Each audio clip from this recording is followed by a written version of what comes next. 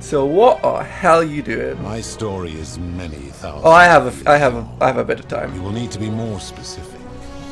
What do you wish to know? No, I have time though. I have time. I need to fill at least 20 minutes in this Let's Play. It is a matter of perspective. God is a label I was given by you mortals, not one I gave myself. Your ancestors revered me because to them, my knowledge and technology made me incomprehensibly powerful, just as you might seem so to an insect. Sadly, our insects, I don't think they're smart enough to realize our existence even, really. They just think my sweat tastes like real nice at the gym. And I have the one like fucking pissy little flies with me through the fucking room. I'm on one end doing 50,000 kilogram deadlift because I'm so buff, dude, you would believe. And this little fly, and then you walk to the opposite end of the room to your leg press for 250 kilograms, and the little fly just follows you. Like my sweat is made of ambrosia to that fly. Maybe I am God to that fly. The greatest tasting thing it's ever had, or it's ever smelled. Damn. Okay, I see your point. My kin and I all adopted this form long ago, so that we might better understand and communicate with your kind. In time, we grew fond of the sensory delights of thoughts, desire, joy, ecstasy. So what's your true form? While an acquired taste can be addictive. Just like a puddle. Just a puddle of ooze on the ground. And occasionally it'll say, "We are more powerful than you. You are an insect." And you just say, "Okay." And you scoop up it into a plastic bag and you chuck it in the bin. No. Long ago I swore to Persephone that I would remain in this form for as long as we remained among your kind. I must honor that. This is my beloved. Like me, she has been known by many names. Ereshkigal to the Sumerians, Isis to the Egyptians, Persephone to the Greeks, and Proserpina to the Romans. Because I love her so much. You might know her as the goddess of springtime. I froze her in place.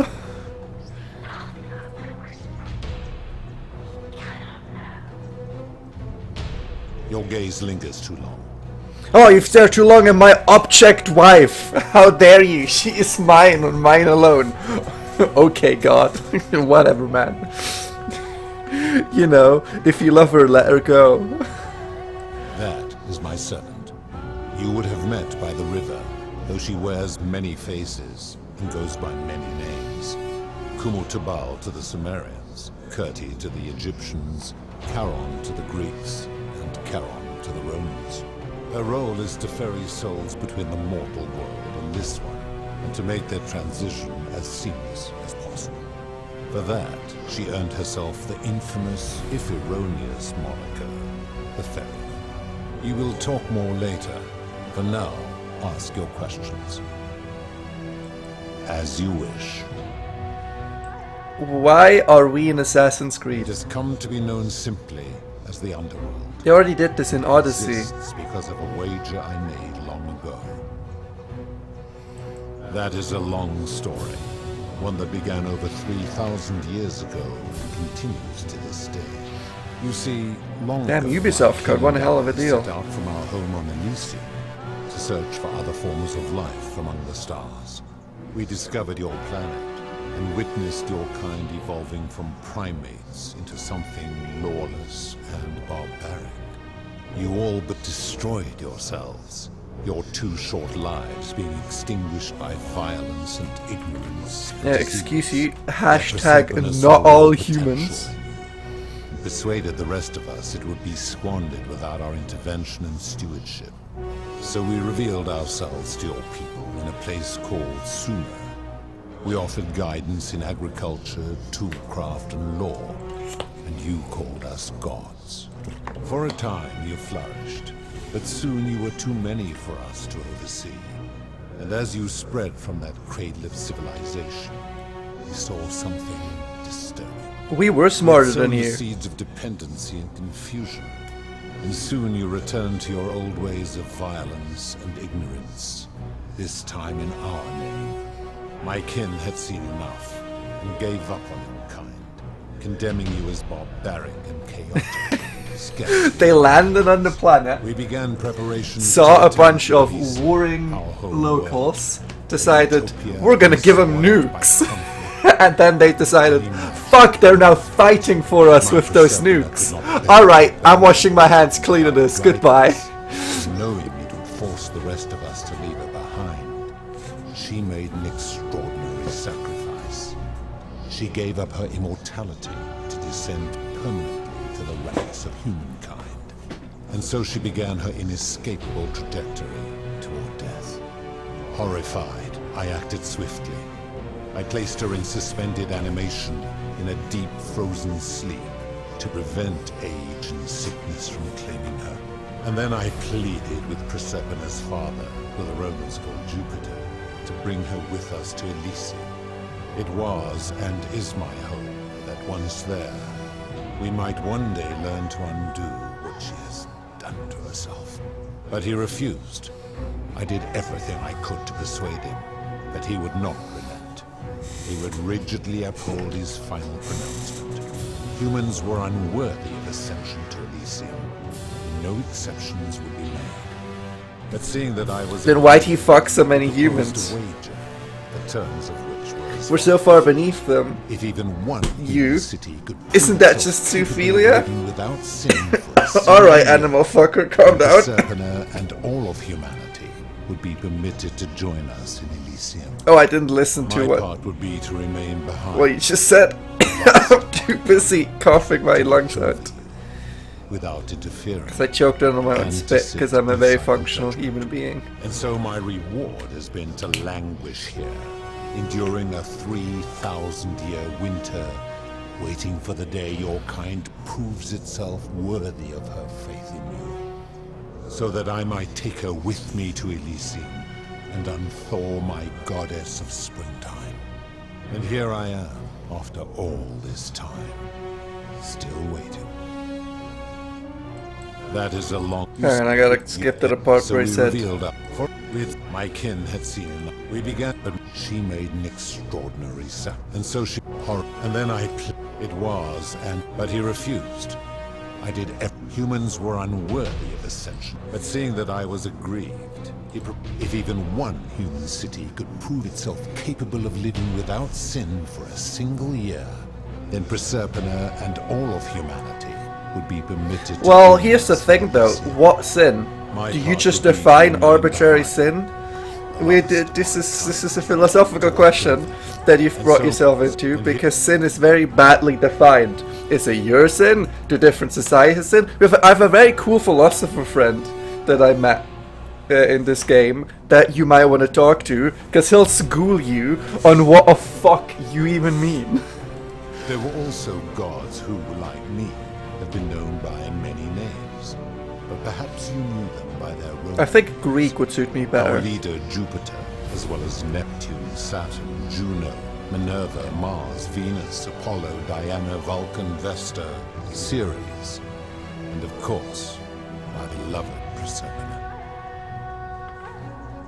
As the first wave of your kind arrived from Sumer, I had them build a city in their own fashion, so that they might be comfortable and recreate their lives here. I had them build the entrance as a vertical shaft leading to baths, to cleanse them of the sins of their former lives, and to prevent escape. So you And looked wave at after people wave with sin, Sumerians arrive, and as their civilization declined over the centuries, and you they were decided, replaced by I know Egyptians. how to keep them from Of sin. course, believing themselves to Dictatorship. be the superior civilization, the Fascism. Egyptians promptly built over what had been built before, and made all the same mistakes. After another 1,000 years, the Greeks began to arrive, and then the Romans, and they all did the same thing. They built upon the underworlds of their predecessors, renamed their gods, and ensured their foundations were forgotten. To ensure the wager was fair, it was important that my subjects were chosen at random.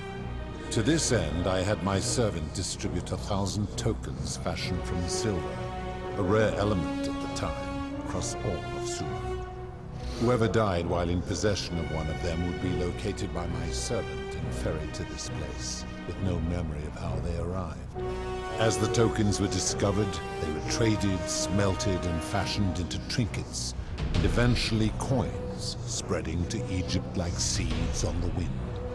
Later, when they spread to Greece, they would come to be known as Charon's obol, or as coins for the ferry. Some placed coins in the mouths of their dead, hoping they would awaken here, though they had no way of knowing which coins were fashioned from the original tokens.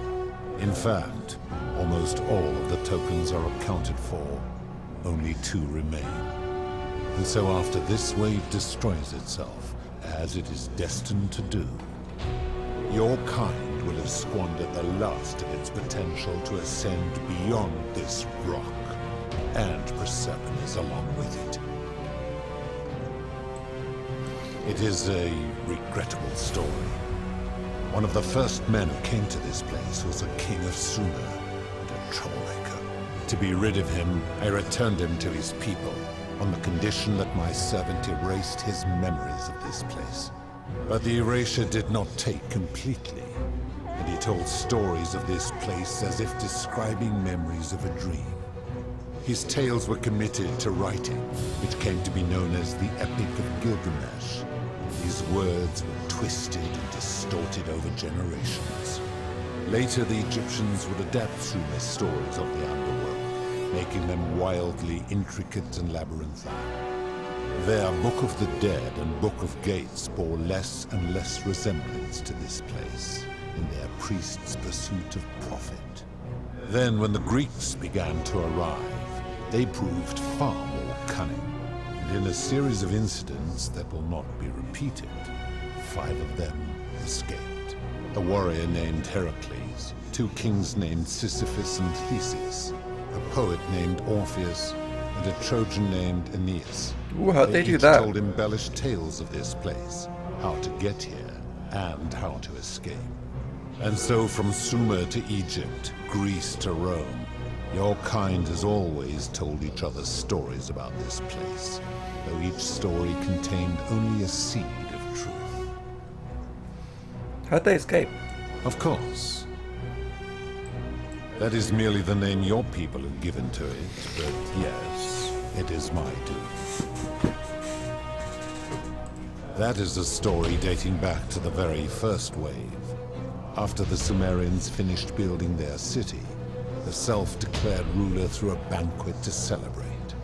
Now this man was unmarried, and many women were vying to become his wife. Prestigious position, power, and influence in a new world. Of all the women, 2 were particularly ambitious. Both were beautiful, and both arrived at the banquet wearing eye-catching dresses and painted faces, their hair woven in elaborate fashion. The first woman, recognizing that she would require an advantage to win the ruler's affection, draped herself in jewelry, ornate necklaces, bracelets, and rings fashioned from gold. Seeing this ostentatious display, the second woman grew envious, for she had no such jewelry at her disposal. Then she killed her. She prayed aloud to any gods that would listen to cover her in gold. And when her prayer went unanswered, she took matters into her own hands. While the others indulged at the banquet, the second woman summoned the first for a discussion in a quiet place. She checked that nobody was watching, pushed her rival from the top of the ziggurat where she broke her neck on the rocks below. But I was watching, and I decided to answer her prayer. I took the golden bow left behind by Diana.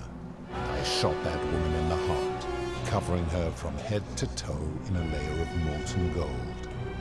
And I left her to stand there, that she might serve as a grim reminder of what befalls those who sin in my domain. But that was not enough, for the entire city was tainted by her sin, and the wager could no longer be won. So I had no choice but to wipe the slate clean. I gilded them all. But they could still live a year afterwards without sin. Again. And to this day, each of them, and all who came after, line the halls of this city, inanimate but conscious. But if you just... Suspended in time with only their sight and hearing preserved. You're an idiot. So they may bear witness to and lament the folly of your kind for eternity, the silent golden sentinels. I give your kind a second chance at life, as well as ample warning about my law. And when you disobey, and you always disobey, you force my hand, bringing terrible suffering upon yourselves. And so you ask if I am the one destroying your lives. And I say, no, you destroy yourselves. I am merely the means by which you do it. So what you're saying is, guns don't kill people, people kill people. Sir, are you a Republican? When my kin departed, they left behind many relics which I inherited. Consolation prize of sorts. The golden bow originally belonged to one of my kin, who the Romans called Diana. As my collection of golden statues grew, I chose the most ferocious among them, and equipped them each with a duplicate of her bow, and tasked them with hunting down the Forsaken at my behest. They became known simply as Furies. Yeah, what do you consider a sin? These are the worst rules. I've always considered that the cornerstone of morality is the ability to determine right from wrong on one's own. But you're right and wrong. To lay out rules like your Code of Hammurabi or your 12 Tables of the Roman Republic can ever cover all possible scenarios. This should come as no surprise to you, since the core principle has been expressed in many forms by many of your civilizations. The Egyptians made a rudimentary attempt with do to the doer to make him do. The Greeks refined it with avoid doing what you would blame others for doing. The Roman Stoics added, treat your inferior as you would wish your superior to treat you. Even the so-called cultists hiding among you often say, do unto others as you would have them do unto you. It is the simplest of concepts, and each one of you is born with the faculties required to apply it to any situation. Yet none of the peoples who expressed this rule were able to uphold it. Curious, is it not?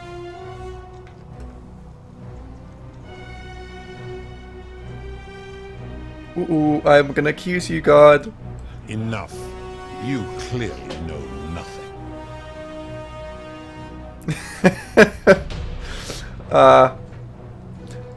You know, when met with one's own failings, you can blame others or you can blame yourself. Blaming others seems like a bit of a sin, so I'm sorry, God, but you're a bit of a piece of shit. I'm able to commune with all the statues in the city. Their ears are my ears, and their eyes are my eyes. If she was still conscious, I suppose she could, but she's not. Why do you ask?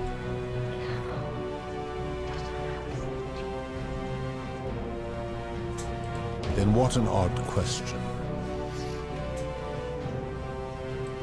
Do you plan to speak in sweeping generalizations, or are you going to give me an example?